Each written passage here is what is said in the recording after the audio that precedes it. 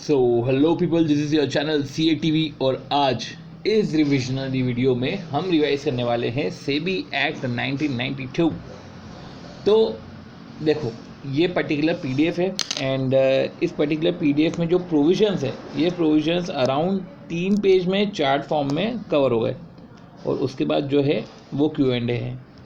तो इसके बाद जो क्वेश्चन एंड आंसर्स है, इस तरीके से 14 पेजेस का ये PDF है, जिसमें फर्स्ट थ्री जो पेजेस है वो प्रोविजनल्स के हैं एंड देन उसके बाद क्वेश्चन एंड आंसर है। तो अराउंड अप्रॉक्स 1 घंटा सवा घंटे में ये चैप्टर हो जाएगा। ये चैप्टर का वर्थ है अराउंड 4 to 6 मार्क एंड इसलिए क्यों ना हम इसको जो है जल्दी ओवर कर लें। स्टार्ट करते हैं चार्ट से। 1 मिनट, ओके, इधर ऐसे वर्क करना पड़ेगा, ठीक है। तो सबसे पहले सेबी एक्ट जो है 1992, सेबी एक्ट 1992 में अगर हम बात करें सबसे पहले बेसिक कॉन्सेप्ट की, तो बेसिक कॉन्सेप्ट में दे के रखा है सबसे पहले पर्पस। तो पर्पस क्या था सेबी एक्ट को इनकॉर्पोरेट करने का? तो purpose establishment of board called security exchange board of India. Stock exchange के ऊपर एक पर्टिकुलर कोई रेगुलेटरी बॉडी तो होनी चाहिए जो उसको कंट्रोल करे। तो हैंस इधर जो रेगुलेटरी बॉडी थी, ये इस्टेब्लिशमेंट इधर हुआ है securities exchange board of India का। अब इसका ऑब्जेक्ट क्या है? अब इसका ऑब्जेक्ट है to protect the interest of investor. देखो, अगर हम देखा जाए तो जो सेबी है सिक्योरिटी मार्केट है, तो सिक्योरिटी मार्केट में प्लेयर्स कौन कौन से हो सकते हैं?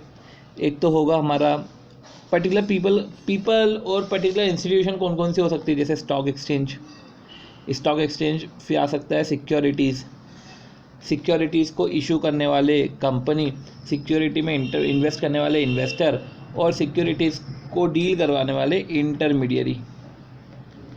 तो ले देखकर ये 5 पर्टिकुलर लोग जो है stock exchange, securities, intermediary, company, investor, इनके इर्द गिर्द ही सारे जो है, इनके आसपास ही सारे ऑब्जेक्ट होंगे।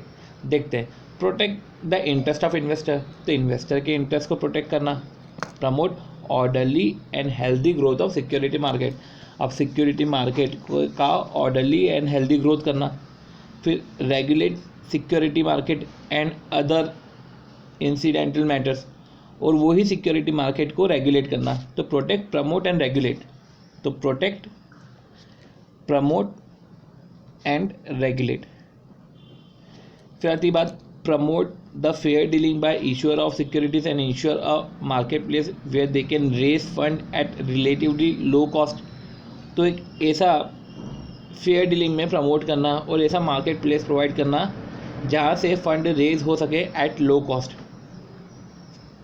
और regulate and developing code of conduct and fair practices by intermediaries with a view to make them more competitive and professional, और कॉम्पिटिटिव एंड प्रोफेशनल बनाना इंटरमीडियरी को, फेयर प्रैक्टिसेस ऑफ इंटरमीडियरी को प्रमोट करना, regulate and develop करना code of conduct.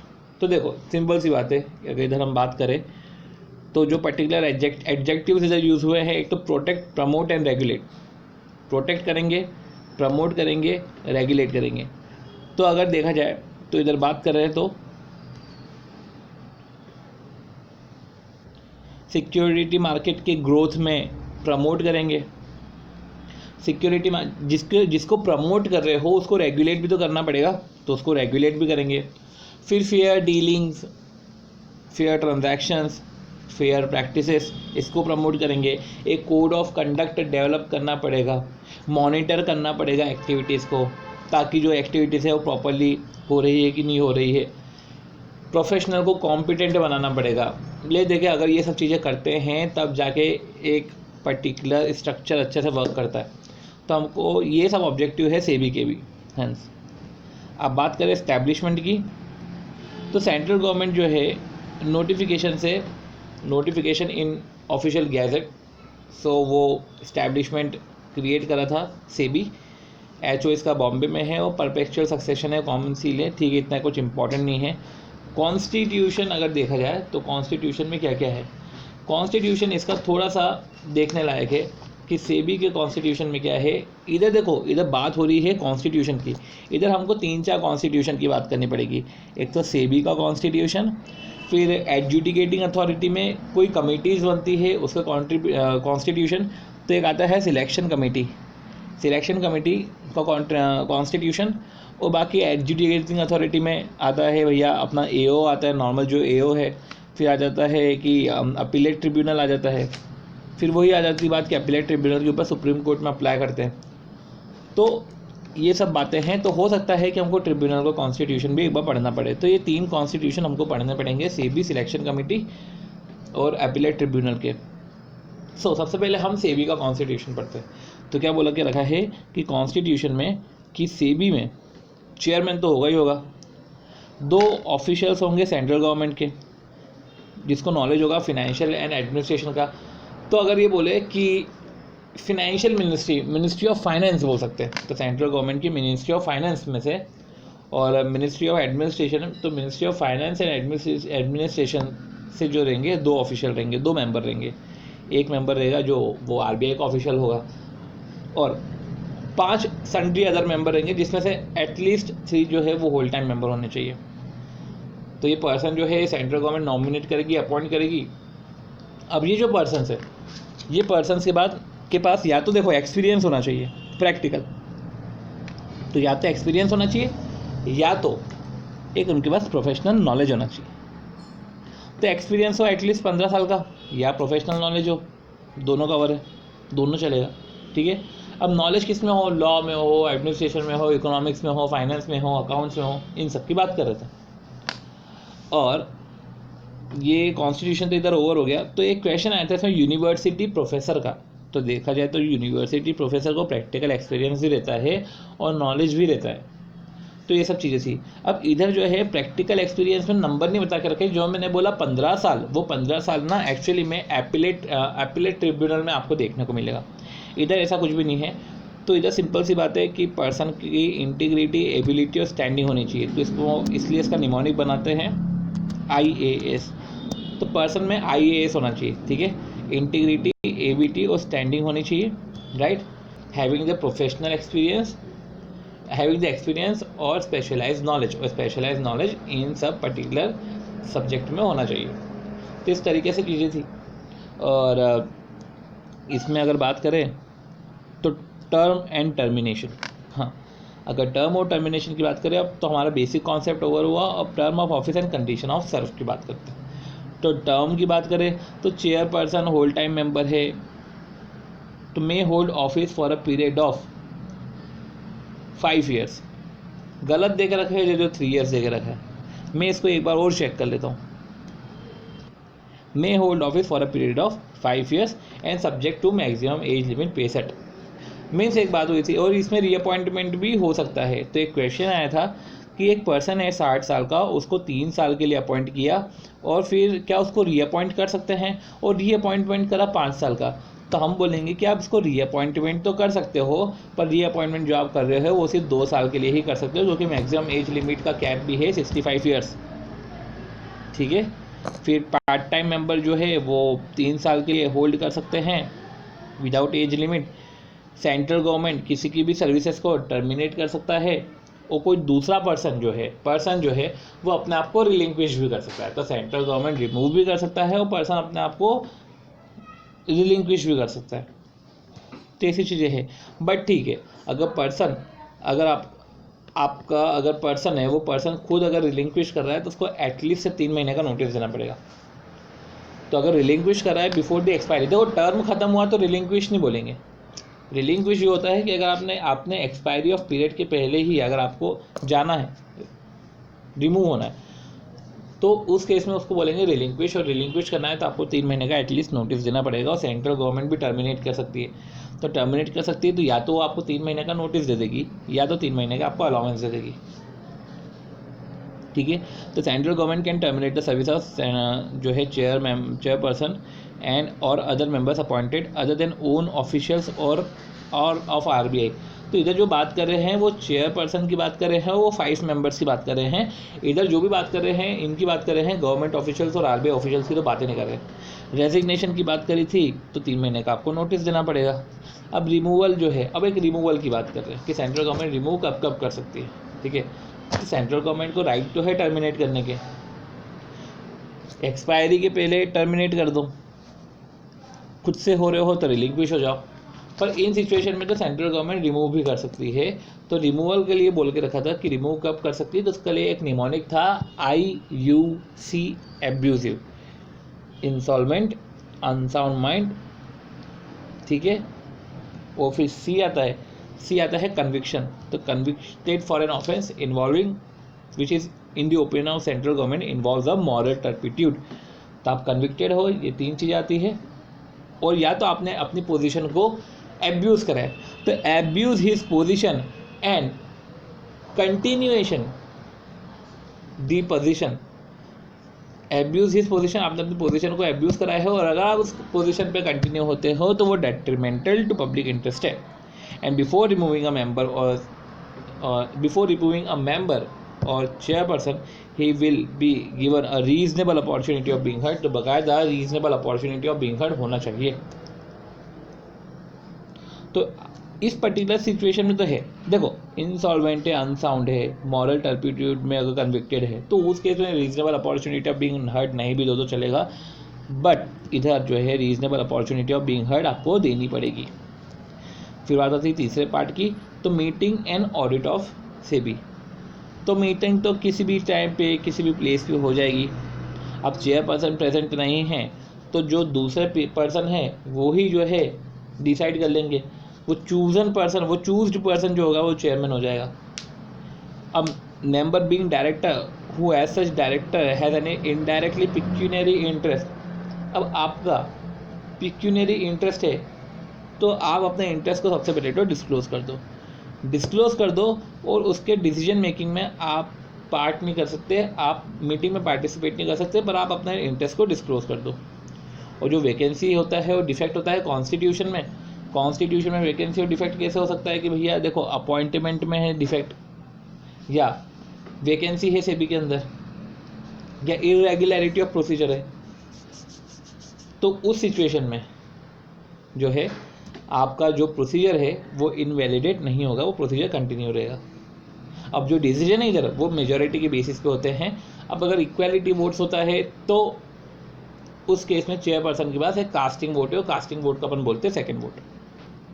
Grant by the central government, the central government make to board grant of such sum of money as the government may think, तो ठीक है वो grant दे सकती है। SEBI general fund, तो SEBI general fund है, sources all grant, अच्छा okay, SEBI का पर्टिकुलर एक फंड होगा जिसमें हमको ग्रांट आती है, फीसेस आती है, charges and sum received from other sources जाते हैं, फिर सैलरीज है, अलाउंस है, अदर रेम्यूनरेशन है, ये सब डिस्ट्रीब्यूट होते हैं। Officers employees and expenses for the purpose of functions, तो फंक्शंस कंस्टिट्यूट करने के लिए जो एक्सपेंसेस होते हैं, सैलरी बढ़ती है, अदर रेम्यूनरेशन बढ़ते हैं, तो इन सब की बात कर रहे हैं। फिर अगर हम अकाउंट्स एंड ऑडिट की बात करें तो अकाउंट्स एंड ऑडिट में समझने लायक है कि हमको एक प्रॉपर अकाउंट बनाना पड़ता है। तो मेंटेन प्रॉपर अकाउंट एज में be directed by the central government in consultation with CAG. तो हमको प्रॉपर अकाउंट बनाना पड़ता है एज में be directed by central government, और कैग के कंसल्टेशन के अकॉर्डिंग जो है हमको प्रॉपर अकाउंट बनाना पड़ता है, और जिसका ऑडिट कैग करती है। और CAG have the same right as it has with the audit of government company, and report जो है कैग को करनी पड़ेगी, क्योंकि क्या सेंट्रल गवर्नमेंट कैग की कंसल्टेशन के साथ प्रॉपर अकाउंट बनाने का बोलती है, उसका कैग ऑडिट करवाती है, और कैग को जो है पर्टिकुलर रिपोर्ट भी जाती है। तो ये सब बात थी ऑडिट की। तो बहुत जनरल है ये चैप्टर, जहाँ पे स्पेसिफिक बात आएगी उस पर मैं बाकायदा एम्फेसाइज कर दूंगा। फिर आती बात powers and functions of SEBI. तो powers and functions of SEBI क्या है? Powers and functions of SEBI, अब इधर इन्होंने सेक्शन 11 ओके सेक्शन 11 दे के रखा है। तो measures to regulate security market, तो इसमें जो बात करके रखी है इन्होंने पावर ऑफ सिविल कोर्ट है, और सिविल कोर्ट अच्छा ओके इन्होंने सब सेक्शन नहीं दे के रखे हैं और डायरेक्ट इन्होंने सेक्शंस प्रोवाइड कर दिए। ठीक है, स्पेसिफिक पावर है। हाँ, तो सबसे पहले जो है हमको स्पेसिफिक पावर पढ़ने पड़ेंगे और फिर हमका ड्यूटीज़ है, तुम्हें बता के रखा है। स्पेसिफिक पावर क्या है अगर देखा जाए तो जो एक सेबी है, तो specific power in the interest of investor, तो क्या क्या कर सकते हैं। तो सिंपल सी बात है, इधर हम वापस से वो 5 पर्टिकुलर लोगों की बात करेंगे और इंस्टीट्यूशन की बात करेंगे जिसके अंदर ही पूरा का पूरा फंक्शंस होंगे। एक तो स्टॉक एक्सचेंज, सिक्योरिटीज़, कंपनी जो सिक्योरिटी इशू करती है, इन्वेस्टर जो इन्वेस्ट करते हैं, और इंटरमीडियरी। तो अब देखते हैं इसके आसपास ही बात होगी। सबसे पहले suspend and trading of any security. Okay, तो सस्पेंड द ट्रेडिंग, इंपॉर्टेंट है ये कि suspend the trading of any security.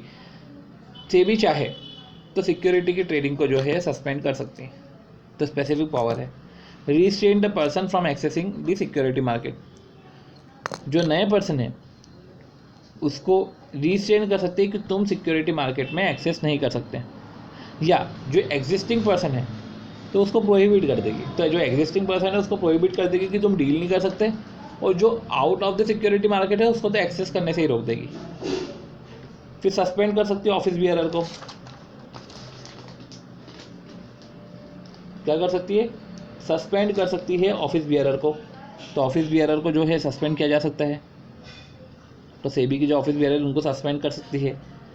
जो ट्रांजैक्शन है जो इस पर प्रोहिबिशन करा है, ट्रेडिंग ऑफ एनी सिक्योरिटीज़, तो impound and retain proceeds of securities under investigation, तो वो जो ट्रांजैक्शन अंडर इन्वेस्टिगेशन है उससे जो उसकी जो प्रोसीड्स है उस प्रोसीड्स को इम्पाउंड कर सकते हैं, रिटेन कर सकते हैं, और वो पर्टिकुलर अकाउंट को भी अटैच कर सकते हैं। तो attach after passing approval of judicial magistrate, तो जब जुडिशियल मजिस्ट्रेट ऑर्डर पास करता है तो उसके बैंक अकाउंट को भी अटैच कर सकते हैं जहाँ पे ये प्रोसीड्स का आदान प्रदान होगा। तो attach after passing the approval of judicial magistrate of first class having jurisdiction for a period not exceeding 1 month, वो जो अटैचमेंट होगा वो अप टू 1 मंथ का होगा।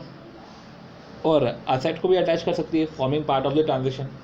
और bank account involve in such transaction, तो बैंक अकाउंट किसका? Intermediary का, या पर्सन एसोसिएटेड पर्सन है या कंसर्न पर्सन है, उसके बैंक अकाउंट को जो है वो कर सकती है, अटैच कर सकती है।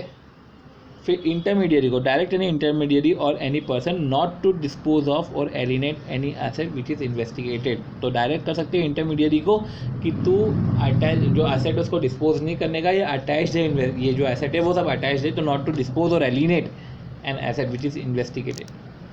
तो ये स्पेसिफिक पावर्स है।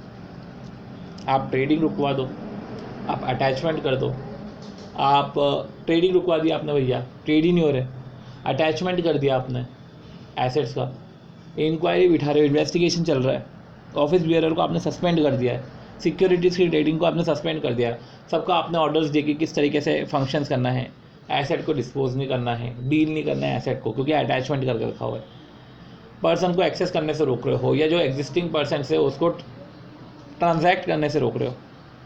तो ये सब बातें थी स्पेसिफिक पावर्स के अंदर। फिर measures to regulate security market,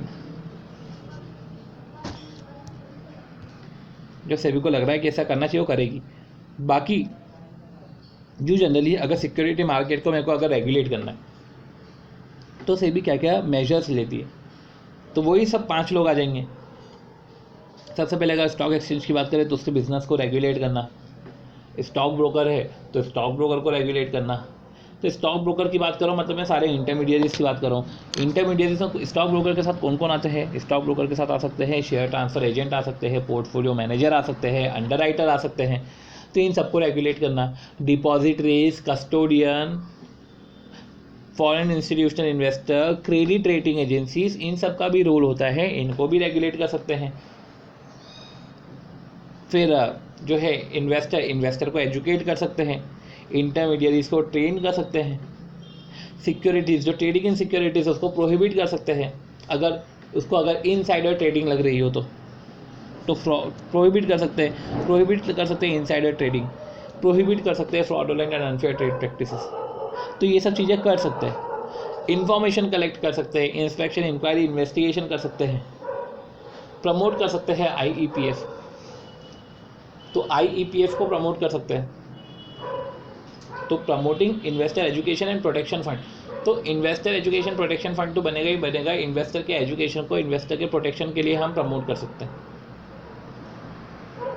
और रिसर्च कंडक्ट कर सकते हैं, इंपॉर्टेंट ये है कि कंडक्ट भी कर सकते हैं रिसर्च, और सब्सटैंशियल एक्विजिशन भी कर सकते हैं, शेयर होल्डिंग या take over of company, conducting research, fees levy करना। तो ये सब मेजर्स है, ये सब मेजर्स है रेगुलेट करने के।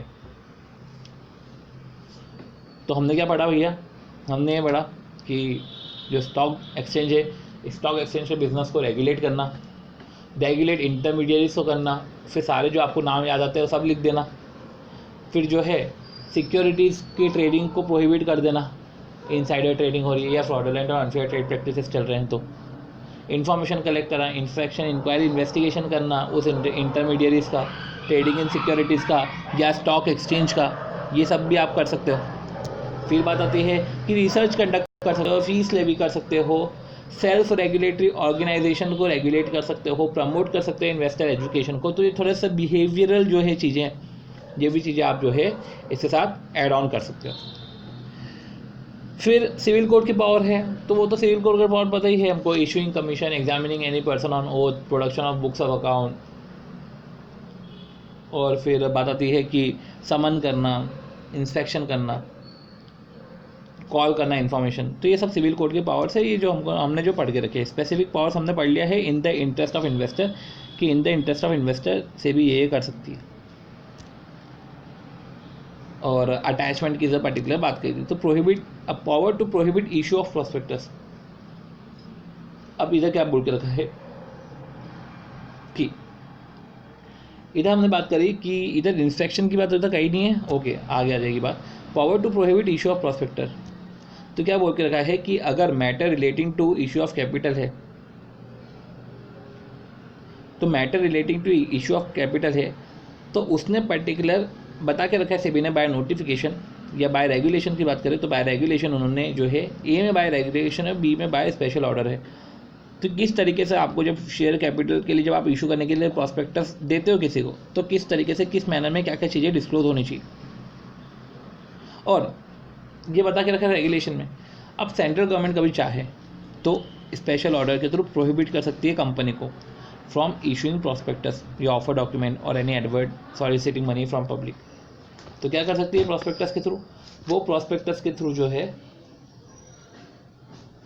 वो प्रॉस्पेक्टस के थ्रू वो डायरेक्शंस के थ्रू से भी जो है ऑर्डर दे सकती है और प्रोहिबिट कर सकती है from issuing prospectus, offer document या एडवर्टीजमेंट। तो एडवर्टीजमेंट के लिए प्रोहिबिट कर सकती है, ऑफर डॉक्यूमेंट इशू करने के लिए प्रोहिबिट कर सकती है, या अलाउ कर देगी पर subject to terms and condition. देखो या तो कंडीशंस पुट कर देगी, या तो कंडीशंस पुट कर देगी, या तो पर्टिकुलर जो है स्पेशल ऑर्डर दे देगी जिसमें प्रोहिबिशन का ऑर्डर आ जाएगा कि आप प्रोहिबिट है, कंपनी प्रोहिबिटेड है और ये प्रॉस्पेक्टस ऐसे इशू नहीं कर सकते। और से भी जो है पर्टिकुलर रेगुलेशंस के थ्रू स्पेसिफाई कर सकती है matter in respect of issue of capital, जो हमने बात करके रखी है कि इशू ऑफ कैपिटल के रिस्पेक्ट में, ट्रांसफर ऑफ सिक्योरिटीज़ के रिस्पेक्ट में जो है से भी जो है स्पेसिफाई कर सकती है पर्टिकुलर मैटर्स। वो पर्टिकुलर मैटर्स जो है जो स्पेसिफाई कर सकती है वो आपको जो है फॉलो करना पड़ेगा, कंपनी को फॉलो करना पड़ेगा, और किस तरीके से जो पर्टिकुलर चीज़ों को डिस्क्लोज करना है से भी सब चीज़ें डाल सकते हैं इसके अंदर। फिर कुछ पावर्स है कि पावर्स टू इशू डायरेक्शंस, तो ठीक है डायरेक्शंस तो इशू कर ही सकती है ना, तो इन्वेस्टर के इंटरेस्ट में अगर है तो सेफ मैनेजमेंट के लिए, प्रॉपर मैनेजमेंट के लिए, सिक्योर्ड मैनेजमेंट के लिए कुछ उसको लग रहे हैं कि जो अफेयर्स है वो detrimental to the interest of investor है, तो प्रिवेंट कर सकते हैं affairs of intermediate other person. अगर उसको लग रहा है कि जो इनके अफेयर्स है डेट्रीमेंटल टू इंटरेस्ट ऑफ जो है इंटरमीडिएट है, तो देखो दो तरीके से हम सिक्योर कर सकते हैं कि लोगों को ऑर्डर दो, डायरेक्शंस दो इन द इंटरेस्ट ऑफ इन्वेस्टर, और किसी को गलत करने से रोकना।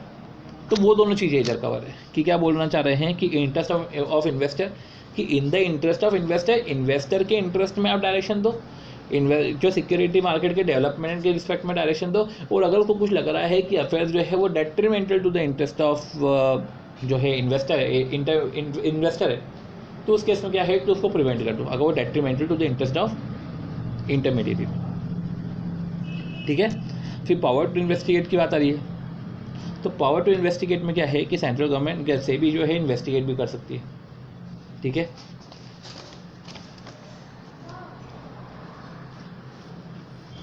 उसका जो है पर्टिकुलर इन्वेस्टिगेशन और इंस्पेक्शन कर सकती है। और इन्वेस्टिगेशन करने के दौरान जो है ये पावर्स जो है वो इन्वेस्टिगेशन करने के दौरान ही लगते हैं, कि इन्वेस्टिगेशन दौरान उसको लगा कि वो ट्रांजैक्शन कुछ है वो detrimental to the interest of public है, या कुछ एक्टिविटीज़ है वो detrimental to the interest of public है, तो उस केस में वो फॉलोइंग मेजर्स ले सकती है। वो इंक्वायरी करेगी और अपने हिसाब से जो है ऑर्डर देगी। फिर आता है सीज एंड डेजिस्ट ऑर्डर। ये भी एक अच्छा ऑर्डर है, ये भी एक इंपॉर्टेंट ऑर्डर है कि सीज एंड डेजिस्ट ऑर्डर क्या होता है। तो सीज एंड डेजिस्ट ऑर्डर में violated provisions, rules or regulation pass an order cease and desist from committing or causing such violation। तो अगर आपने वायलेशन करा है प्रोविजंस का, रूल्स का, रेगुलेशंस का, तो सीज एंड डेजिस्ट ऑर्डर आपके खिलाफ पास हो जाएगा।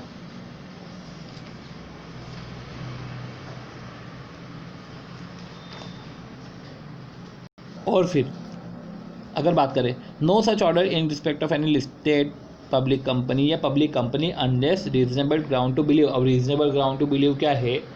रीजनेबल ग्राउंड टू बिलीव ये है कि जो कंपनी है इन्वॉल्व इन इनसाइडर ट्रेडिंग और अनफेयर ट्रेड प्रैक्टिसेस।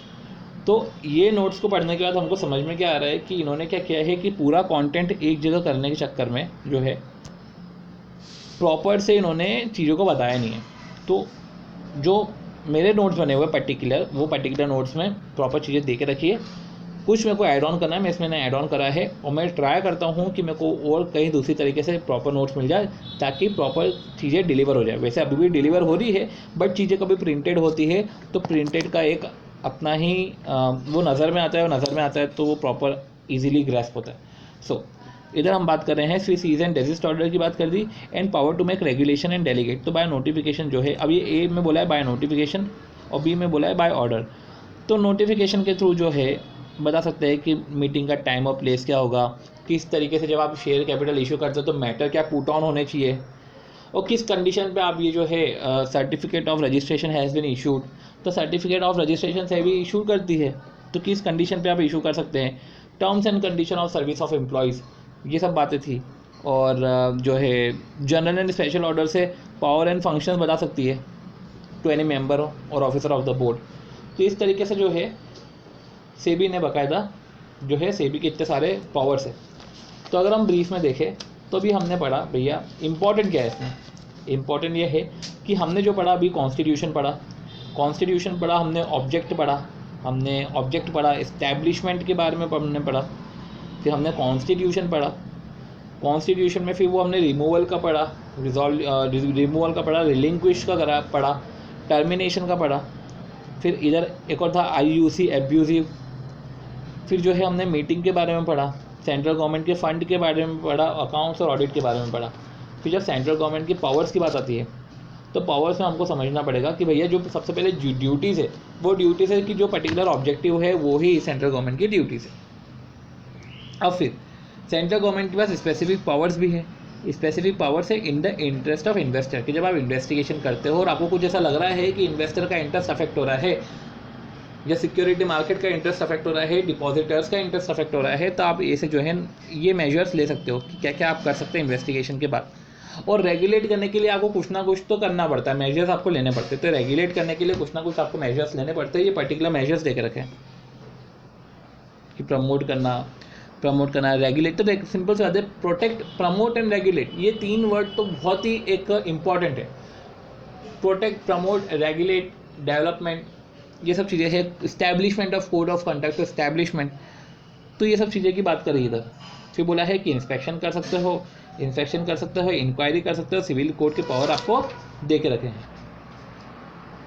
और फिर बात करी थी कि आप रिटेन कर सकते हो, इम्पाउंड कर सकते हो प्रोसीड्स को, और बैंक अकाउंट को अटैच करना है तो जुडिशियल मजिस्ट्रेट का अप्रूवल लगेगा। 1 महीने के लिए आप बैंक अकाउंट को जो है अटैच कर सकते हो। फिर जो है इंटरमीडियरी, तो किसका जो है अकाउंट हम बैंक अकाउंट अटैच कर सकते हैं, तो वो इंटरमीडियरी का हम अटैच कर सकते हैं। इंटरमीडियरी के साथ हम पर्सन जो कनेक्ट पर्सन है उसका अटैच कर सकते हैं, या इंटरमीडियरी को डायरेक्शन दे सकते हैं। क्या डायरेक्शन दे सकते हैं कि जो असेट है फॉर्मिंग पार्ट, तो क्या डायरेक्शन दे सकते हैं कि जो असेट है फॉर्मिंग पार्ट, तो उसको ना तो डिस्पोज करो ना तो एलिनेट करो, क्योंकि वो असेट अंडर इन्वेस्टिगेशन है। तो अगर असेट है इन्वॉल्व इन सच ट्रांजेक्शन तो उस असेट को जो है वो असेट को ना तो डिस्पोज कर सकते हैं ना तो उसमें हम डील कर सकते हैं। और जो भी ये पेनल्टीज़ के अमाउंट की बात नहीं कर रहा हूँ मैं, और जो भी प्रोसीड ऑफ सिक्योरिटी है ये investor education and protection fund में जाएगा, क्योंकि डिसगॉर्ज अमाउंट, ये जो डिसगॉर्ज अमाउंट है जो इम्पाउंड करा है और रिटेन करी है प्रोसीड्स को, तो जो इम्पाउंड करी है और रिटेन करी है पर्टिकुलर प्रोसीड्स को, तो ये जो है पर्टिकुलर जो है investor education and protection fund में जाएगा। और जो पेनल्टी का अमाउंट है वो कंसोलिडेटेड फंड ऑफ इंडिया में जाएगा। तो ये फ़र्क है, ठीक है। तो थोड़ा सा बोरिंग है बट ये है चैप्टर, तो करना तो पड़ेगा हमको। और सस्पेंड कर सकते हो ऑफिसर्स को, तो ये सब चीज़ें बहुत ही जनरल चीज़ें हैं। फिर बात आ सकती है इंपॉर्टेंट कि रेगुलेशन के थ्रू और ऑर्डर के थ्रू बता सकती है कि जब आप प्रॉस्पेक्टस इशू कर रहे हो, जब आप कैपिटल रेज कर रहे हो, तो आपको क्या क्या मैनर में क्या क्या चीज़ें डिस्क्लोज करनी चाहिए, ये सब बता सकते हैं। फिर बता सकती है सेंट्रल गवर्नमेंट जो सेबी है, SEBI cease and desist order pass कर सकती है, डायरेक्शंस दे सकती है। सेबी आफ्टर इंक्वायरी डायरेक्शंस दे सकती है, डायरेक्शंस दे सकती है कि जो पर्सन एसोसिएटेड है सिक्योरिटी मार्केट में, या डायरेक्शन दे सकती है काई के लिए to promote to protect the interest of the investor, to promote to prevent the affairs of intermediary जो डेट्रीमेंटल है to the interest of investor, proper management को सिक्योर करने के लिए, ठीक है। और सीज एंड डिसीज ऑर्डर भी दे सकती है, ठीक है। तो ये बात करके रखी है कि सीज एंड डिसीज ऑर्डर में क्या होता है कि अगर किसी ने कुछ वायलेशन करके रखा है, तो वायलेशन करके रखा है तो बाकायदा cease and desist order pass हो जाएगा।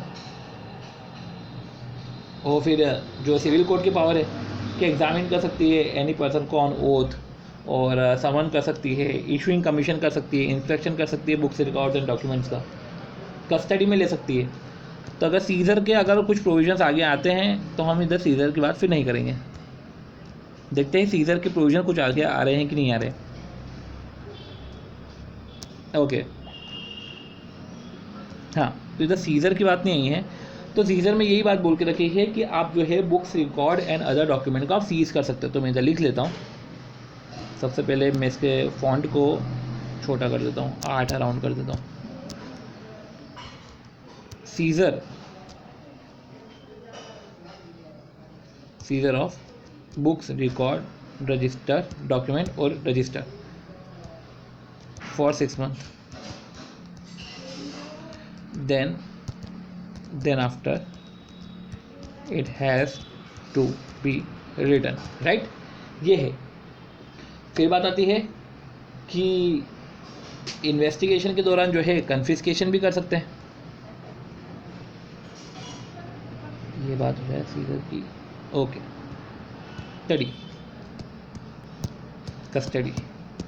कस्टडी इंक्वायरी करनी है, हम कस्टडी में रख सकते हैं बुक्स रिकॉर्ड डॉक्यूमेंट को।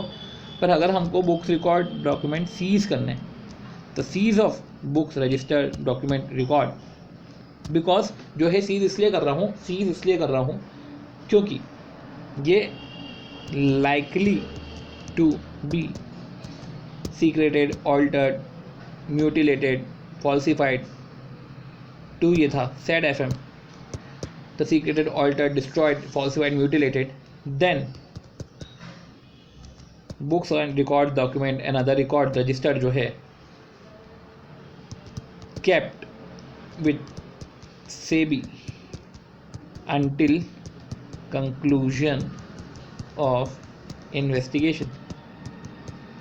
तो इस तरीके से जो है पर्टिकुलर ये चीज़ें वर्क करेगी। ओके, तो ये था। और बाकी जो पेनल्टी है, अगर आपने ऑर्डर का कंप्लायंस नहीं करा तो पेनल्टी है। अब पेनल्टी जो है वो 1 साल तक का, सबसे पहले तो इम्प्रिजनमेंट है, या फाइन है 1 करोड़ तक का, और सब्सिक्वेंट डिफ़ॉल्ट पे 5 लाख पर डे। तो इस तरीके से जो है इस पर पेनल्टी है। तो अब हम बात करें तो इसमें पेनल्टीज़ वाले, चलो ठीक है, पेनल्टीज़ की तो बाद में बात होगी, पर अब सेबी की बात करें तो रजिस्ट्रेशन ऑफ ब्रोकर, तो in such manner and on payment of fees, तो पर्टिकुलर मैनर में अगर आप फीस पेमेंट करते हो तो आपका रजिस्ट्रेशन होता है, और आपके रजिस्ट्रेशन को है कैंसिल भी कर सकते हैं अगर आपने जो एक्टिविटीज़ है detrimental to the interest of public करी है, या आप कैसे ना कैसे इन्वॉल्व हो कॉन्ट्रावेंशन में। अब बेनिफिट्स ऑफ रजिस्ट्रेशन, तो बेनिफिट्स ऑफ रजिस्ट्रेशन क्या है कि अगर आपने रजिस्ट्रेशन करा है तो आप बाय कर सकते हो, सेल कर सकते हो, डील कर सकते हो सिक्योरिटीज़ में, ठीक है। एनी पर्सन कैन स्पॉन्सर और cause to be sponsor, carry down और cause to be carry down any venture capital finance collective investment scheme. अब ये जो स्कीम है वेंचर कैपिटल फंड है, ये कैरी आउट कर सकते हो अगर आप रजिस्टर्ड हो तो, अब कलेक्टिव इन्वेस्टमेंट स्कीम अच्छी स्कीम है। इसमें थोड़ा सा आपको समझना पड़ेगा कि कलेक्टिव इन्वेस्टमेंट स्कीम क्या होता है कि हम इन्वेस्टर से पैसा ले रहे हैं, एक पूल बना रहे हैं, फिर इन्वेस्टमेंट कर रहे हैं और प्रॉपर्टी को मैनेज कर रहे हैं। तो सिंपल सी बात है, ये स्कीम को रजिस्टर्ड होना चाहिए। बट जब स्कीम है जिसका कॉर्पस 100 करोड़ या उससे ज़्यादा है तो वो तो ऑटोमेटिकली ही फिर डीम्ड रजिस्टर्ड मान ली जाती है। अब बात यह है कि कौन कौन सी स्कीम इधर कवर नहीं है। तो सबसे पहले जो है कंट्रीब्यूशन करते हैं इन्वेस्टर, और पूल्ड होता है पैसों का, इन्वेस्टमेंट होता है, रिटर्न्स कमाते हैं, इन्वेस्टर को प्रोवाइड करते हैं। एंड इन्वेस्टर जो है उसका डे टू डे कंट्रोल नहीं होता, वो प्रॉपर्टी को मैनेज नहीं कर सकता, वो सब तो स्कीम करती है और बाकायदा प्रॉपर असेट के मैनेजर अपॉइंट होता है।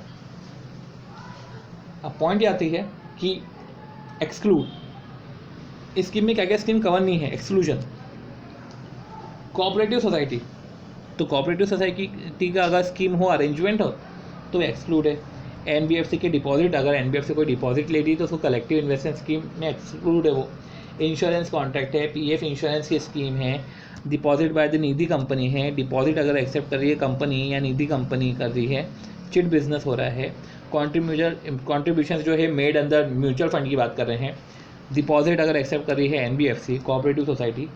तो ये सब जो पर्टिकुलर है, cooperative society, NBFC, insurance company, insurance contract के through, insurance scheme, PF scheme, deposit by Nidhi company, chit business, subscription to mutual fund, ये सब अगर बात चल रही है तो उस केस में जो है, तो उस केस में पर्टिकुलर जो है ये एक्सक्लूजन्स है। फिर बात आती है कि prohibition and manipulation of deceptive devices insider trading. अब ये बोला गया है कि इधर कलेक्टिव इन्वेस्टमेंट स्कीम हमने पढ़ा, ठीक है। अब कुछ प्रोहिबिशंस है। क्या प्रोहिबिशंस है कि आप ये चीज़ें नहीं कर सकते। क्या चीज़ें नहीं कर सकते, तो 12A में देखे रखा है, इसमें पर्टिकुलर सेक्शन नहीं देखे रखा है, बट वो 12A है। और 12A वाला सेक्शन वो है, ये बोलता है, एक मिनट, क्या बोलता है वो ये बोलता है कि आप एम्प्लॉय नहीं कर सकते, यूज और एम्प्लॉय नहीं कर सकते डिवाइस। तो यूज़र एम्प्लॉय नहीं कर सकते जो है डिसेप्टिव डिवाइस या manipulative device in connection with the issue, purchase and sale of securities. तो आप ऐसे डिवाइस स्कीम नहीं एम्प्लॉय कर सकते जिसका इंटेंशन डिफ्रॉड करने का हो, in connection with the issue, purchase and sale of securities. फिर आप इनसाइडर ट्रेडिंग में इंगेज नहीं हो सकते, आप फ्रॉडुलेंट और मार्केट टैक्स प्रैक्टिसेस में इंडल्ज नहीं हो सकते।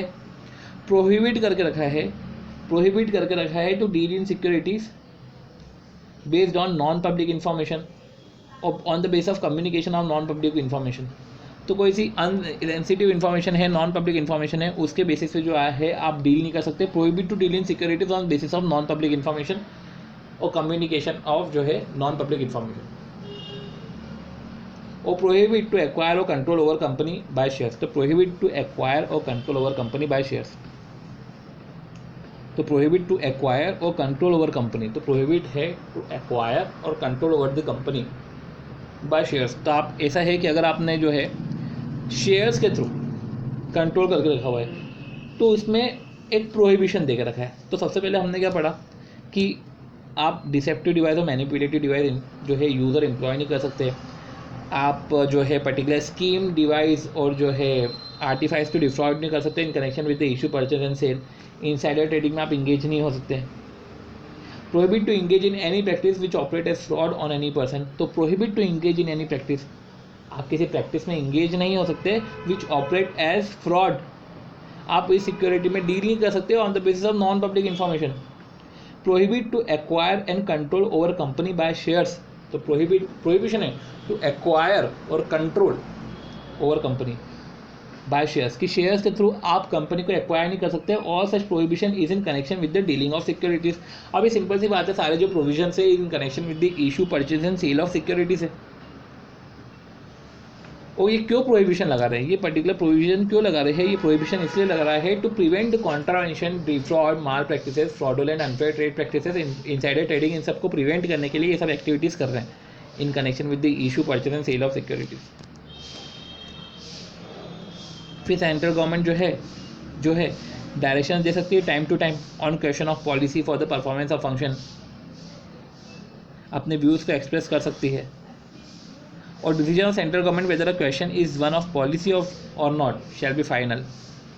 और जो सेंट्रल गवर्नमेंट के कुछ भी डिसीजंस होते हैं वो फाइनल होते हैं। तो ये बहुत ही बेसिक सा चीज़ थी, जो बात थी ये जो हमने पढ़ा कि ये प्रोहिबिशंस इंगेज कर सकती है, प्रोहिबिशंस डाल सकती है। फिर बात आती है power of central government to supersede board. तो सेंट्रल गवर्नमेंट चाहे तो बोर्ड को सुपरसीड कर सकता है, पर वो 6 महीने से ज़्यादा नहीं कर सकता। इसमें डेट दे के रखी है, इसमें डेट नहीं दे, हाँ तो सॉरी दे के रखी है कि सुपरसीड कर सकते हैं नॉट एक्सीडिंग 6 मंथ। आप सुपरसीड कर सकते हो पर नॉट एक्सीडिंग 6 मंथ। जब आपको लग रहा है कि जो बोर्ड है वो जो प्रॉपरली अपने फंक्शन को डिस्चार्ज नहीं कर रहा है या प्रॉपरली डिस्चार्ज करना फंक्शन को इम्पॉसिबल है, कुछ उसने डायरेक्शंस को कंप्लाई नहीं करा है, डिफ़ॉल्ट करा है in compliance direction of central government, तो सेंट्रल गवर्नमेंट उस केस में जो है बाकायदा सेंट्रल गवर्नमेंट उस केस में सुपरसीड कर सकती है और 6 महीने के लिए सस्पेंड कर सकती है सेंट्रल गवर्नमेंट सेबी को। अब कॉन्सिक्वेंसेस क्या है कि ऑफिसेस वैकेट करने पड़ेंगे और सारी प्रॉपर्टीज़ है जो सेंट्रल गवर्नमेंट को वेस्ट हो जाएगी, जो owned and control by the SEBI है वो वेस्ट हो जाएगी सेंट्रल गवर्नमेंट को। फिर बात है पर्टिकुलर कि रिकॉन्स्टिट्यूशन होगा, फ्रेश अपॉइंटमेंट होगा ऑफिसर्स का, इन्फॉर्म करेंगे बाकायदा पार्लियामेंट को। और अगर एग्रीड है सेबी तो सेंट्रल गवर्नमेंट को अपील कर सकती है सैट में जाकर। फिर बात आ रही है पावर टू ग्रांट इम्यूनिटी। और इम्यूनिटी क्या है कि अगर आपने फुल एंड ट्रू डिस्क्लोजर करा है, अगर आप कन्विक्टेड हो, आपके ऊपर इंक्वायरी चल रही हो और आपने फुल एंड ट्रू डिस्क्लोजर करा है, तो आप पे कोई प्रोसिक्यूशन और पेनल्टी नहीं लगेगी। ठीक है, और ये इम्यूनिटी का था पर्टिकुलर। और proceedings for prosecution for offence have been instituted before date of receipt of granting of such immunity. ठीक है, विड्रॉल, फिर कंसिक्वेंस ऑफ विड्रॉल। ठीक है, ये सब फालतू का है, ये सब फालतू का, इंपॉर्टेंट नहीं है ये। Offences by companies. ओके, अगर कंपनी ने ऑफेंस करा है तो कंपनीज ने ऑफेंस करा है तो कौन कौन गिल्टी होगा? तो पर्सन जो उस पर्सन इंचार्ज जो उस पर्टिकुलर टाइम पे था, या अपन बोल सकते हैं कि ऑफिसर्स, एम्प्लॉयज़ और एमडी, डायरेक्टर्स, ये सब बाउंड हो जाते हैं जो गिल्टी है। बट हाँ, अगर वो बोले कि अगर हमने ड्यू डिलीजेंस रखा था या जो एक्टिविटी हुई है विदाउट हिज नॉलेज हुई है, तो ये जो है बच सकते हैं।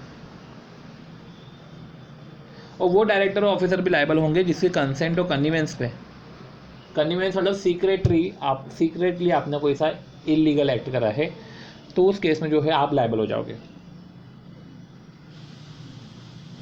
तो आप गिल्टी हो जाओगे। Shall be deemed to be guilty, तो आप उस केस में गिल्टी हो जाओगे, तो वो लायबिलिटी ऑफ ऑफिसर है। तो अगर आपने उनकी कंसेंट के, उनकी कन्वीनियंस के तो अगर कोई सा काम करा है कंपनी ने, तो जो है director, manager, secretary, other officers है वो लायबल हो जाएंगे। फिर इंपॉर्टेंट चीज़ है इसमें पेनल्टीज़ का। पेनल्टीज़ को पढ़ना इधर इंपॉर्टेंट है। जो पेनल्टी है वो सेपरेट सेक्शन में सेपरेट पेनल्टीज़ है। पेनल्टी का क्वांटम भी ज़्यादा है, तो पेनल्टी याद रखने में इतना बुरा नहीं है क्योंकि एक जैसी पेनल्टीज़ है। तो अगर बोला जाए तो सेबी की पेनल्टीज़ तो बेटर है कि जो पर्टिकुलर पेनल्टीज़ है वो पेनल्टीज़ को हम जो है पर्टिकुलर दूसरे चार्ट से पढ़ें। फिर इसकी हम एडजुडिकेशन की बात करेंगे और सिक्योरिटी अपीलेट ट्रिब्यूनल की बात करेंगे। तो ये पेनल्टी है। सिंपल सी बात है कि अगर आपने कोई सा कॉन्ट्रावेंशन करा है या पर्टिकुलर कॉन्ट्रावेंशन करा है तो आपको पेनल्टीज़ लग जाएगी। अब पेनल्टीज़ का एडजुडिकेशन क्या है भैया? एडजुडिकेशन ये है कि भैया आपने जो भी पेनल्टी करी है, अब पेनल्टी में हम अपील कर सकते हैं। ठीक है, अगर अपील करना हो तो अपील कर सकते हैं ना। तो पेनल्टीज जो है ABCDEFGH HA और HB है। और फिर क्या होगा कि वो एडजुडिकेटिंग अथॉरिटी डिविजनल चीफ से बिलो की नहीं होनी चाहिए, not below the rank of divisional chief. अब वो इंक्वायरी करेगा, अपने फंक्शंस कंडक्ट करेगा, अपॉर्चुनिटी ऑफ बीइंग हर्ड देगा और पेनल्टी ऑर्डर को इन्हेंस भी कर सकता है या पेनल्टी ऑर्डर को पास कर देगा, पेनल्टी ऑर्डर दे देगा। तो जब एडजुडिकेटिंग अथॉरिटी जो है जो पर्टिकुलर जब पेनल्टी देता है, जब वो इम्पोज करता है पेनल्टी, तो क्या क्या फैक्टर्स देखता है? वो फैक्टर्स ये देखता है कि कितना अमाउंट ऑफ प्रपोर्शनेट गेन आपको, डिसअप्रोप्रिएट गेन या डिसप्रपोर्शनेट गेन जो है आपको हुआ है, कितना इन्वेस्टर को लॉस हुआ है, और रिपीटेटिव नेचर ऑफ डिफॉल्ट। तो ये सब चीज़ें देखी जाती है, उसके अकॉर्डिंग जो है पेनल्टी का ऑर्डर दिया जाता है। अब उसके बाद सेबी के पास पावर है कि वो पेनल्टी को इन्हेंस कर सकता है, पर सेबी के पास पावर जो है वो 3 महीने के अंदर वो एक्सरसाइज कर सकता है। 3 महीने के बाद क्या 3 महीने के अंदर क्या एक्सरसाइज कर सकता है? 3 महीने के अंदर ये कर सकता है सेबी कि वो पेनल्टी को इन्हेंस कर सकता है। अगर सेबी को लगता है कि जो ए ने ऑर्डर पास किया है तो उसके ऑर्डर के पास जो उसने करा है तो उसको बाकायदा कॉल करती है सेबी ने कॉल करा, उसको एग्जामिन करा, उसको लग रहा है कि ए का ऑर्डर एरोनियस है, वो इंटरेस्ट ऑफ इन्वेस्टर नहीं है और बाकायदा जो है इंटरेस्ट ऑफ सिक्योरिटी मार्केट नहीं है, तो उस केस में क्या हो सकता है कि पेनल्टी को इन्हेंस कर देंगे। उस केस में क्या करेंगे? पेनल्टी को जो है वो पेनल्टी को पर्टिकुलर इन्हेंस कर देंगे। तो सेबी इन्हेंस कर सकती है और सेबी को जो है वो कंप्लेंट रिसीव होती है फ्रॉम इन्वेस्टर। तो सी क्या बोल के रखा है कि SEBI receive complaint from investor that about mall practices of broker. तो सेबी को अगर इन्वेस्टर से जैसे कंप्लेंट आई, एग्जाम्पल है कि सेबी को जब इन्वेस्टर से कंप्लेंट आती है कि ब्रोकर माल प्रैक्टिसेस कर रहा है, तो सेबी क्या क्या एक्शन ले सकता है? सबसे पहले ब्रोकर माल प्रैक्टिसेस कर रहा है तो पर्टिकुलर माल प्रैक्टिसेस के ऊपर जो है एक जो है पर्टिकुलर सेक्शन है, तो ब्रोकर के ऊपर 15F का सेक्शन है, तो 15F लग जाएगा और 15F के अकॉर्डिंग जो है पेनल्टी लग जाएगी। फिर उसके बाद सेबी क्या कर सकता है? सेबी के पास पावर है कि वो सस्पेंड कर सकता है ट्रेडिंग ऑफ सिक्योरिटीज़, जो कि पर्सन है इन्वॉल्व इन इनसाइडर ट्रेडिंग या अनफेयर ट्रेड प्रैक्टिसेस में, तो वो जो है पर्टिकुलर ऑफ जो है पावर्स है उसके पास। फिर उसके बाद सेबी क्या करेगा? सेबी एडजुडिकेटिंग अथॉरिटी को अपॉइंट करेगा, एडजुडिकेटिंग अथॉरिटी ऑर्डर देगा और फिर सेबी जो है उस पेनल्टी को इन्हेंस भी कर सकता है। तो ये सब चीज़ें सेबी कर सकता है। तो इसके बाद बात आती है कि जो हम पढ़ रहे हैं सिक्योरिटी अपीलेट ट्रिब्यूनल। तो सिक्योरिटी अपीलेट ट्रिब्यूनल की बात करें तो सिक्योरिटी अपीलेट ट्रिब्यूनल जो है, हाँ, अब इसमें एक सेटलमेंट ऑर्डर की बात थी कि यार चलो ठीक है, प्रोसीडिंग्स चल रही है उस पर्सन के अगेंस्ट में और एप्लीकेशन सेबी को कर दी। एप्लीकेशन को सेबी को क्या करी? सेटलमेंट ऑर्डर की बात आती है। पहले मैं इसको लिख देता हूँ। सेटलमेंट ऑर्डर में ये होता है कि चलो यार एप्लीकेशन जो है वो पर्सन के अगेंस्ट में चल रही है, वो पर्सन को अब लग रहा है कि बेटर है कि सेटल करा लो, तो एप्लीकेशन देंगे राइटिंग में सेबी को फॉर सेटलमेंट। अब सेबी को सेटलमेंट के लिए एप्लीकेशन दी तो जो है सेबी नेचर, ग्रेविटी और इम्पैक्ट देखता है उस ऑफेंस का। जब वो नेचर, ग्रेविटी और इम्पैक्ट देखता है उसके बाद जो है सेबी डिसाइड करता है कि इसको सेटलमेंट करे कि नहीं करे और फिर सेटलमेंट ऑर्डर देता है। अब जो सेटलमेंट ऑर्डर होता है वो ऑर्डर होता है फाइनल। सिंस अब सेटलमेंट ऑर्डर फाइनल होता है तो इस पर कोई अपील नहीं कर सकते। अब हम बात कर रहे हैं सिक्योरिटी अपीलेट ट्रिब्यूनल की। तो सिक्योरिटी अपीलेट ट्रिब्यूनल में भी एक प्रिसाइडिंग ऑफिसर होता है। जैसे चेयरमैन की बात करते हैं तो सिक्योरिटी अपीलेट ट्रिब्यूनल जो है वो बेंचेस में जो है वर्क करती है और उसमें एक प्रिसाइडिंग ऑफिसर होते हैं और 2 दूसरे ऑफिसर होते हैं जिसको जुडिशियल मेंबर और टेक्निकल मेंबर बोलते हैं, और एटलीस्ट एक जुडिशियल मेंबर और टेक्निकल मेंबर जो है वो तो होना चाहिए। फिर बात आती है कि जो प्रिसाइडिंग ऑफिसर होता है, तो प्रिसाइडिंग ऑफिसर जो है वो in consultation with chief justice of India जो है अपॉइंट होते हैं। तो प्रिसाइडिंग ऑफिसर और जो है पर्टिकुलर प्रिसाइडिंग ऑफिसर के साथ प्रिसाइडिंग ऑफिसर और जुडिशियल मेंबर तो अपॉइंट करती है सेंट्रल गवर्नमेंट जो है in consultation with the chief justice of India, ठीक है। पर जो पर्टिकुलर टेक्निकल मेंबर है तो उसमें सेंट्रल गवर्नमेंट अपॉइंट करती है with the consultation of selection committee.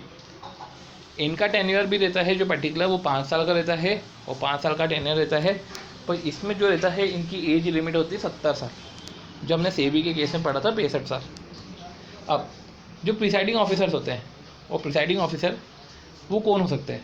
तो जो हो सकते हैं वो सुप्रीम कोर्ट के जज, चीफ जज ऑफ हाई कोर्ट या जज ऑफ हाई कोर्ट जिसको 7 साल का एक्सपीरियंस है। और अगर जज ऑफ हाई कोर्ट है जिसको 5 साल तक का एक्सपीरियंस है वो जुडिशियल मेंबर बन सकता है। और टेक्निकल मेंबर कौन बन सकता है? टेक्निकल मेंबर बन सकते हैं, टेक्निकल मेंबर में ऐसा बोला गया है कि सेंट्रल गवर्नमेंट की मिनिस्ट्री, तो सेक्रेटरी मिनिस्ट्री, तो सेंट्रल गवर्नमेंट मिनिस्ट्री का कोई सा सेक्रेटरी या पर्सन जिसको एडिक्वेट नॉलेज है या प्रैक्टिकल एक्सपीरियंस है एटलीस्ट 15 साल का, तो वो जो है वो टेक्निकल मेंबर बन सकता है। और फिर जो डिस्क्वालिफिकेशन है, तो जो एक्सपीरियंस है वो एक्सपीरियंस बाकायदा फाइनेंस में होना चाहिए और इंश्योरेंस वाले सेक्टर में होना चाहिए। वो जो पर्टिकुलर एक्सपीरियंस है वो फाइनेंस और इंश्योरेंस वाले सेक्टर में होना चाहिए। फिर बात यह है कि इसका रीअपॉइंटमेंट भी होता है, 5 साल का टेन्योर है, और इस पर भी हम अपील कर सकते हैं। तो जो AO है, सेबी है, IRDA है, PFRDA है, ये सब लोग जो है ये सिक्योरिटीज़ अपीलेट ट्रिब्यूनल में ही अपील करते हैं अगर एग्रीव्ड है तो AO के खिलाफ, सेबी के खिलाफ, IRDA के किसी के भी ऑर्डर के खिलाफ जो भी एग्रीव्ड पर्सन है वो aggrieved person security appellate tribunal में अपील करता है। और अपील को जो है 6 महीने में डिस्पोज करनी रहती है, और फिर अपील सिक्योरिटी अपीलेट ट्रिब्यूनल के खिलाफ अपील करनी है तो 60 दिन के अंदर अंदर सुप्रीम कोर्ट में कर दो। तो क्या लिखा हुआ है कि ये कर सकते हैं। अब हमने क्या पढ़ा कि अगर सेबी जब अपने फंक्शन डिस्चार्ज नहीं कर पा रही है, या कोई सी इमरजेंसी है, या सर्कमस्टेंस ऐसे अराइज हुए हैं कि जो है कंप्लाई नहीं कर पा रही डायरेक्शन, या अपने फंक्शंस को डिस्चार्ज नहीं कर पा रही है, तो public interest if it is necessary for the public interest, तो जो है सेंट्रल गवर्नमेंट वो सेबी को सुपरसीड कर लेगा। तो ऐसी पर्टिकुलर हमने बात समझी थी। फिर पढ़ा था हमने बहुत सारी पेनल्टीज़ के बारे में पढ़ा है। वो पेनल्टीज़ को हम पेनल्टीज़ वाले जो है पर्टिकुलर चैप्टर में हम इसको समझ लेंगे। फिर बात यह है कि पेनल्टी की रिकवरी भी होती है, तो पेनल्टी की रिकवरी भी होती है, तो रिकवरी ऑफिसर जो है पेनल्टी की रिकवरी करता है। तो रिकवरी जो होती है वो या तो अटैचमेंट कर देगा, अरेस्ट कर देगा, और पर्टिकुलर अपॉइंट करेगा रिसीवर को, तो अटैच करेगा बैंक की प्रॉपर्टी, बैंक प्रॉपर्टी, इम्पोएबल प्रॉपर्टी सबको, अरेस्ट करेगा पर्सन को, और अपॉइंट करेगा रिसीवर को फॉर द मैनेजमेंट, अपॉइंट करेगा रिसीवर को for the management of the assets.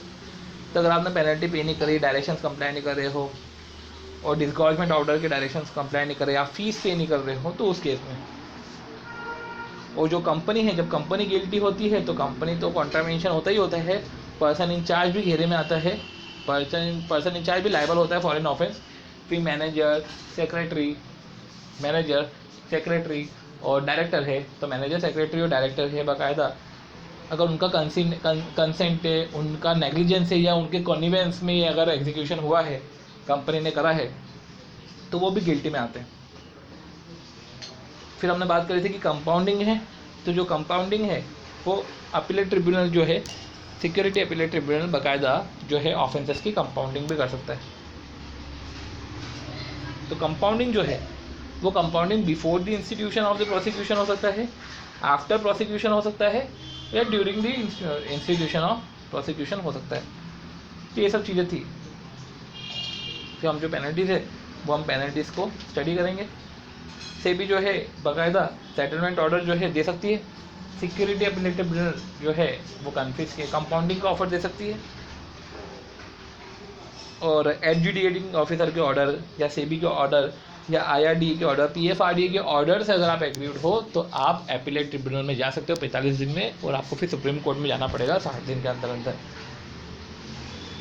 और फिर अगर आप इधर है रेजिग्नेशन की बात कर रहे हैं कि अगर ट्रिब्यूनल में प्रिसाइडिंग ऑफिसर या कोई से मेंबर जब रिज़ाइन करते हैं तो जो रेजिग्नेशन होता है तो उसमें आपको 3 महीने का नोटिस देना पड़ता है, और एकदम से आप रिज़ाइन नहीं कर सकते। रेजिग्नेशन के बाद आपको 3 महीने तक वर्क करना है, पर अगर 3 महीने के पहले कोई सा सक्सेसर अपॉइंट हो गया या आपका टर्म ओवर हो गया तो उस केस में आप रिमूव हो सकते हो, और आपको आप रिज़ाइन कर सकते हो, और फिर आपको रिमूवल भी कर सकते हैं अगर आप इंसॉल्वेंट हो, कन्विक्टेड हो, अनसाउंड माइंड हो, या आप इस पर्टिकुलर पोजीशन पे हो कि अगर आप कंटिन्यू कर रहे हो अपनी पोजीशन तो डेट्रीमेंटल टू पब्लिक इंटरेस्ट है, और अगर आपने फाइनेंशियल इंटरेस्ट या अदर इंटरेस्ट है आपका किसी कंपनी में, तो आपके फंक्शंस आपके प्री जुडिशियली अफेक्ट हो जाएंगे, तो उस केस में जो है आपको रिमूव कर सकते हैं। फिर हमने पढ़ा था कि भैया कि आप जो है सेबी है वो AA के जो है ऑर्डर को इन्हेंस भी कर सकती है, AA के ऑर्डर को कॉल करके एग्जामिन भी कर सकती है, और जो AA है अपना जब ऑर्डर देता है, वो जो पर्टिकुलर ऑर्डर है वो ऑर्डर में वो देखता है कि भैया डिसप्रपोर्शनेट गेन कितना हुआ है, अनफेयर एडवांटेज कितना हुआ है, लॉस इन्वेस्टर को कितना हुआ है, क्या नेचर है डिफ़ॉल्ट का, उस हिसाब से जो है एडजुडिकेटिंग अथॉरिटी ऑर्डर देता है। फिर बहुत सारी पेनल्टीज़ के रिस्पेक्ट में बातें हैं, तो पेनल्टीज़ के रिस्पेक्ट में तो यही बात है। फिर प्रोहिबिशन के बारे में बातें हैं कि आप डिवाइस इम्प्लांट नहीं कर सकते, जो हमने इसके पहले वाले पेज में पढ़ा था कि भाई आप है जो पर्टिकुलर डिवाइस इम्प्लांट नहीं कर सकते, स्कीम इम्प्लॉय नहीं कर सकते, किसी अनफेयर माल प्रैक्टिसेस एक्टिविटी में नहीं हो सकते, इनसाइडर ट्रेडिंग नहीं कर सकते, और आप किसी शेयर्स को एक्वायर नहीं कर सकते, कंट्रोल नहीं कर सकते, नॉन पब्लिक इन्फॉर्मेशन के बेसिस पे आप डील नहीं कर सकते सिक्योरिटीज़ को, कम्युनिकेट नहीं कर सकते नॉन पब्लिक इन्फॉर्मेशन को। और ये हमने पढ़ा था। फिर हमने पढ़ा था कि जो सेबी है, जब उसको पर्टिकुलर ग्राउंड्स होते हैं, ग्राउंड जैसे कि अफेयर है वो detrimental to the interest of public है, इन्वेस्टर अफेयर जो है वो detrimental to the interest of public है, इन्वेस्टर है, सिक्योरिटी मार्केट है, या जब उसको लग रहा है कि एक्ट और रेगुलेशंस रूल्स का कॉन्ट्रावेंशन हो रहा है तो वो तो cease and desist order pass कर देगी। अदरवाइज जो है सेंट्रल गवर्नमेंट कस्टडी में ले लेती है बुक्स रिकॉर्ड डॉक्यूमेंट को।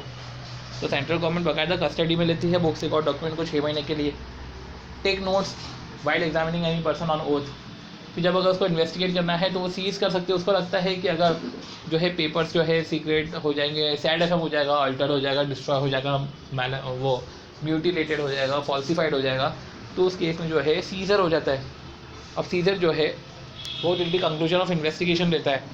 फिर हमने पढ़ा था कि जो लिस्टेड कंपनी है उसके रिस्पेक्ट में ऑर्डर तभी पास होता है जब सेबी को रीज़न टू बिलीव हो कि, रीज़न टू बिलीव क्या हो, रीज़न टू बिलीव है कि company involve in insider trading और फ्रॉडलेंट और अनफेयर ट्रेड प्रैक्टिसेस। तो उस केस में जो है पर्टिकुलर सेबी जो है वो सेबी तभी ऑर्डर दे सकती है। अब हम पढ़ते हैं कुछ सेक्शंस के बारे में। कलेक्टिव इन्वेस्टमेंट स्कीम के बारे में हमने समझ लिया है और सेबी पर्टिकुलर डायरेक्शन इशू कर सकती है। और जब प्रॉस्पेक्टस इशू करना है तो वो किस मैनर में क्या चीज़ें डिस्क्लोज करनी है वो भी जो है पर्टिकुलर इशू कर सकती है डायरेक्शन इसके रिस्पेक्ट में। तो अब हम बात करें, अगर जब हम इसके क्वेश्चन आंसर्स को पढ़ेंगे, समझेंगे क्वेश्चन आंसर को, ईजी क्वेश्चन हैं, इतने ज़्यादा क्रिटिकल नहीं है, ये एक जैसे पैरेलल चलते हैं क्वेश्चन, ज़्यादा दिमाग नहीं लगाने के इस पर्टिकुलर क्वेश्चन पे, डायरेक्ट क्वेश्चन है। अब हम पेनल्टी से कुछ पेनल्टी का पर्टिकुलर चार्ट है, सारी की सारी पेनल्टी इधर दे के रखी, तो हम इधर ट्राई करते हैं कि हम सारी की सारी पेनल्टी इधर पढ़ लें, ठीक है। तो जब आती बात पेनल्टी की, तो पेनल्टी में 15 जो सेक्शन है वो पूरा पेनल्टी का सेक्शन है और पूरे पेनल्टी की बात इधर होती है। तो इधर क्या बोल के रखा है कि failure to furnish any document, कोई से डॉक्यूमेंट, रिटर्न या रिपोर्ट, इधर क्या है फर्निश होते हैं, ये फर्निश होते हैं। तो डॉक्यूमेंट, रिटर्न और रिपोर्ट जो है फर्निश होते हैं। रिटर्न जो है फाइल होते हैं, इंफॉर्मेशन जो है बुक्स और अदर डॉक्यूमेंट ये फर्निश होते हैं। तो देखो सिंपल सी बात है, अगर हम बाइफर्केशन करें तो अगर आपने जो है फाइल नहीं करा है रिटर्न, आपने बुक्स और अदर डॉक्यूमेंट को फर्निश नहीं करा है, इंफॉर्मेशन को फर्निश नहीं करा है, या डॉक्यूमेंट, रिटर्न, रिपोर्ट को फर्निश नहीं करा है, या बुक्स ऑफ अकाउंट या रिकॉर्ड्स को मेंटेन नहीं करा है, तो क्या क्या चीज़ें हैं, फर्निश, फाइल और मेंटेन। तो बुक्स ऑफ अकाउंट, रिकॉर्ड का मेंटेन नहीं कर रहे हो, वही बुक्स ऑफ अकाउंट, इन्फॉर्मेशन का फर्निश नहीं कर रहे हो, रिटर्न को आप फाइल नहीं कर रहे हो, तो फर्निश, फाइल और मेंटेन की बात कर रहे हैं, नहीं कर रहे हो तो मिनिमम पेनल्टी 1 लाख, जिसमें extend to 1 crore, subject to 1 lakh per day, जो पेनल्टी का क्वांटम है। ये 15A की बात कर रहे हैं, ये बात कर रहे हैं 15A की। अब 15B आता है। 15B जनरली हम बोलते हैं बिचौलिए। क्या है बिचौलिए, मैं इसको हिंदी में लिख लेता हूँ। बिचौलिए मतलब इंटरमीडियरी।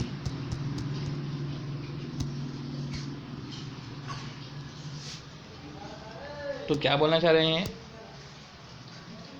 अगर इंटरमीडियरी जो है जब उसका एग्रीमेंट में एंटर होना था क्लाइंट के साथ, failure to enter into agreement, तो फेलियर क्या है, टू एंटर इनटू एग्रीमेंट, तो उस केस में वही पेनल्टी है कि up to 1 lakh, minimum penalty 1 lakh है, विच में extend to 1 crore and subject to 1 lakh per day. फिर if SEBI calls upon a listed company or intermediary to redress the investor grievance but the company fails to redress such investor grievance, तो जो C है वो C जो बोलते हैं grievance की बात करता है। वो ग्रीवियंस की ये बात करता है कि सेबी ने लिस्टेड कंपनी को बोला कि ग्रीवियंस को रिड्रेस करो, और जो कंपनी है वो फेल्स टू रिड्रेस है, तो SEBI calls upon the company to redress the grievances in particular time within the time और कंपनी फेल्स टू रिड्रेस, तो उस केस में भी वही पेनल्टी है। फिर डी में बात आती है म्यूचुअल फंड की। तो म्यूचुअल फंड में ये बोल के रखा है कि देखो म्यूचुअल फंड आपने रजिस्ट्रेशन नहीं लिया, तो आप गिल्टी हो। पर अगर जब आपने रजिस्ट्रेशन लिया तो आप रजिस्ट्रेशन के टर्म्स एंड कंडीशन को फॉलो नहीं कर रहे हो, तो क्या बोल के रखा है कि अगर आपने रजिस्ट्रेशन नहीं लिया है या आपने रजिस्टर्ड हो सेबी के अंदर कलेक्टिव इन्वेस्टमेंट स्कीम के लिए, बट आपने क्या फॉलोइंग डिफॉल्ट कर रहे हैं कि आप टर्म्स एंड कंडीशन को कंप्लाई नहीं कर रहे हो, ठीक है, या आपने जब इन्वेस्टमेंट करा है तो इन्वेस्ट नहीं कर रहे हो पर्टिकुलर मैनर में, शेयर एप्लीकेशन मनी आपने टाइम पे रिफंड नहीं करा है, जब आपका हो जाता है कि ओवर सब्सक्रिप्शन हो जाता है तो जो शेयर एप्लीकेशन जो पर्टिकुलर एप्लीकेशन मनी होती है उसको रिफंड करना पड़ता है, तो आपने रिफंड नहीं करा है, आपने अपनी स्कीम को लिस्ट नहीं करवाया है, और जिसको आपने शेयर एप्लीकेशन मनी रिफंड नहीं करा है मतलब उसको आपने सर्टिफिकेट भी इशू नहीं करे। देखो या तो शेयर एप्लीकेशन मनी जो आपको जो भी एप्लीकेशन मनी आती है या तो आप उसको रिफंड कर दो जब ओवर सब्सक्रिप्शन हो, अगर नहीं है तो आपको सर्टिफिकेट देना पड़ता है, ना आपने रिफंड करा ना आपने सर्टिफिकेट इशू करा, टर्म्स एंड कंडीशन आपने कंप्लाई करी नहीं, स्कीम का आपने लिस्ट करवाया नहीं, इन्वेस्ट आप पर्टिकुलर मैनर में कर नहीं रहे हो, तो वही पेनल्टी लग जाएगी कि minimum 1 lakh maximum 1 crore subject to 1 lakh per day.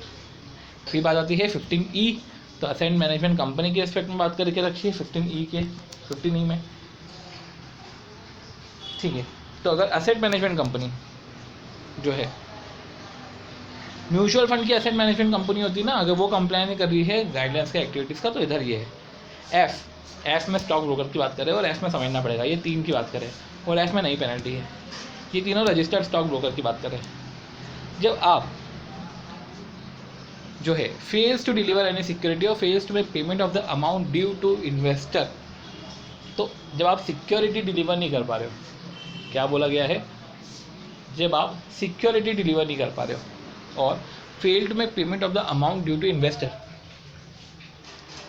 तो fail to deliver any security,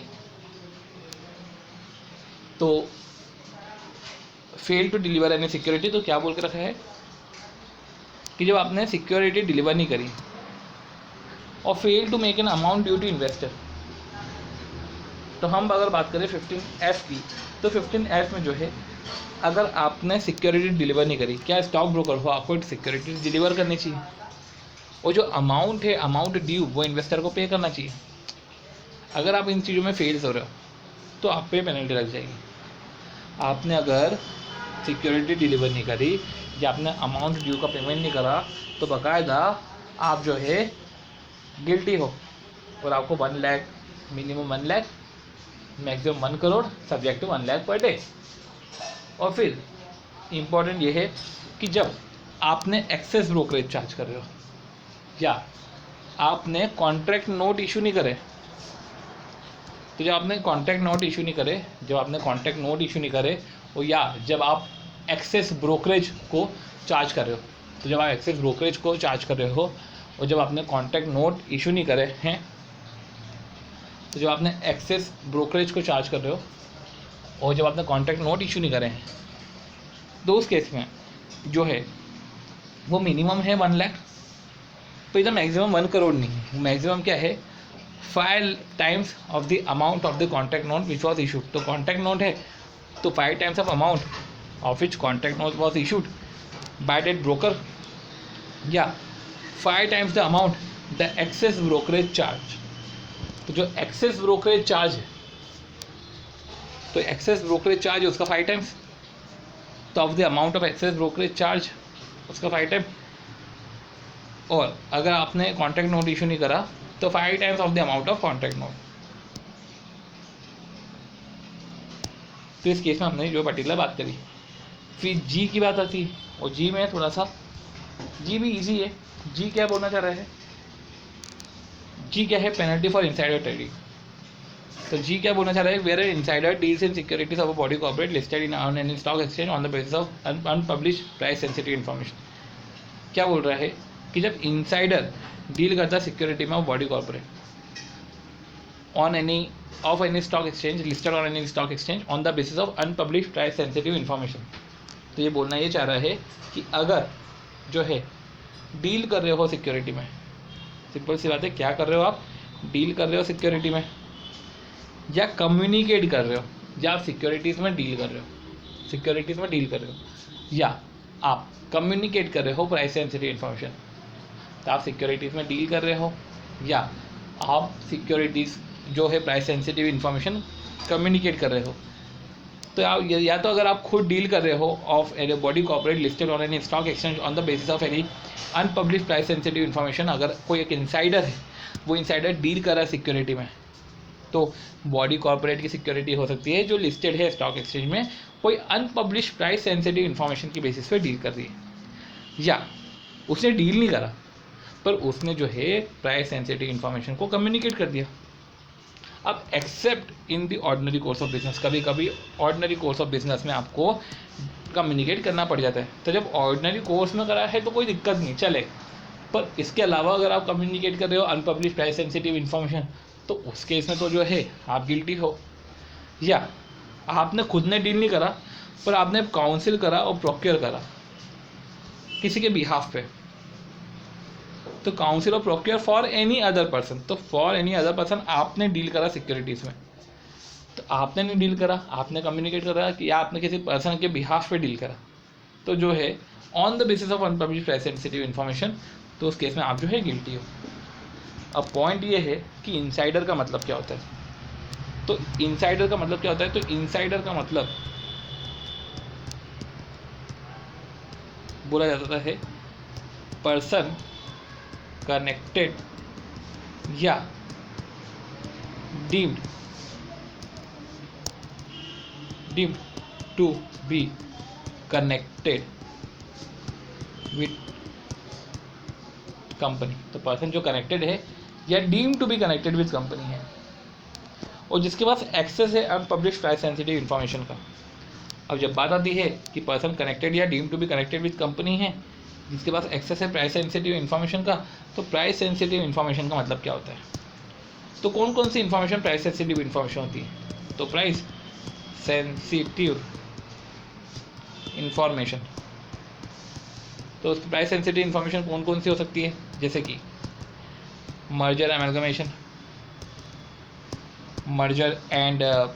amalgamation. फिर सेकंड है हमारा मर्जर एंड एमलगमेशन है, और सेकंड क्या हो सकता है, सेकंड हमारा है कि बायबैक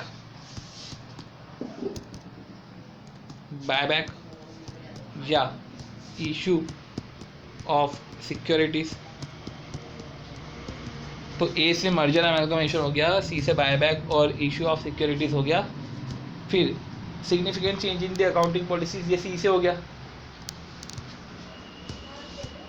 सिग्निफिकेंट चेंज, तो significant change in accounting policies, ये तीसरा हो गया हमारा। चौथा क्या हो गया, डीमर्जर या हम बोल सकते हैं डिक्लेरेशन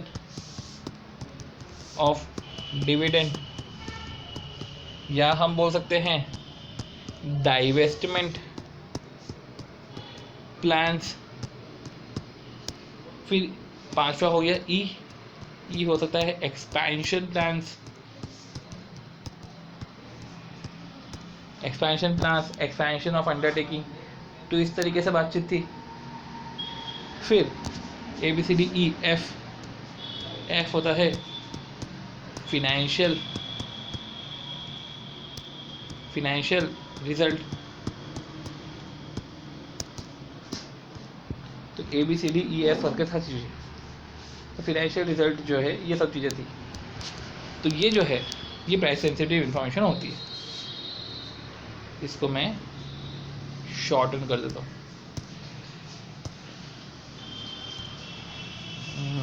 8 है, इसको कर देता हूँ मैं 6। ये प्राइस सेंसिटिव इन्फॉर्मेशन होती है। फिर बात आती है कि इसमें भी यही है, पर इसमें जो पेनल्टी, इधर पेनल्टी आपको समझनी पड़ेगी कि इधर पेनल्टी नॉर्मल पेनल्टी नहीं है। इधर जो पेनल्टी है वो है, सबसे पहले तो मिनिमम 1 करोड़ नहीं है इधर जो पेनल्टी है वो इधर मिनिमम है इधर 5 करोड़। ठीक है, तो जो इधर पेनल्टी क्या है, मिनिमम 25 करोड़ है। तो ये जो मिनिमम पेनल्टी है वो पेनल्टी कैसी है कि 25 करोड़, मिनिमम मैक्सिमम नहीं बोल सकते, 25 करोड़ या 3 टाइम्स ऑफ प्रॉफिट जो आपने कमाया है, जो आपने 3 टाइम्स ऑफ प्रॉफिट डिफ़ॉल्ट करके जो आपने कमाया है, तो विच एवर इज़ हायर, तो 25 करोड़ या 3 टाइम ऑफ प्रॉफिट जो आपने कमाया है। फिर बात आती है एच की। जब एच की बात आती है तो एच में क्या बोल के रखा है कि फेलियर, कि जब आप एक्विजिशन कर रहे हो शेयर का, जब आप शेयर का एक्विजिशन कर रहे हो, जब आप किसी अंडरटेकिंग का एक्विजिशन करते हो, तो उस केस में बाकायदा जो है आपको अपनी शेयर होल्डिंग जो है डिस्क्लोज करनी पड़ती है before the acquisition of share. और अगर आपने फेलियर कर दिया, नहीं आपने डिस्क्लोज करा, या जब आप पब्लिक अनाउंसमेंट कर रहे हो किसी शेयर को परचेस के लिए, तो आपको पब्लिक अनाउंसमेंट देना पड़ता है कि मैं शेयर को मिनिमम प्राइस पे ले रहा हूँ, ठीक है। तो आपने वो अनाउंस नहीं करा, पब्लिक अनाउंसमेंट नहीं करा, तो इसमें आप गिल्टी हो। तो फिर आप ये फेलियर हो तो आप इधर गिल्टी हो जाते हो।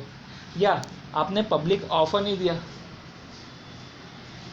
और अगर किसी पर्सन ने अपने शेयर्स सेल कर दिए हैं तो आपने कंसिडरेशन पे नहीं करा, या आपने अगर प्राइवेट प्लेसमेंट करा हो तो आपने लेटर ऑफ ऑफर नहीं दिया, तो क्या चाहिए है कि आपने शेयर होल्डिंग को डिस्क्लोज नहीं करा before acquisition of shares of body corporate, public announcement नहीं करा to acquire share at minimum price.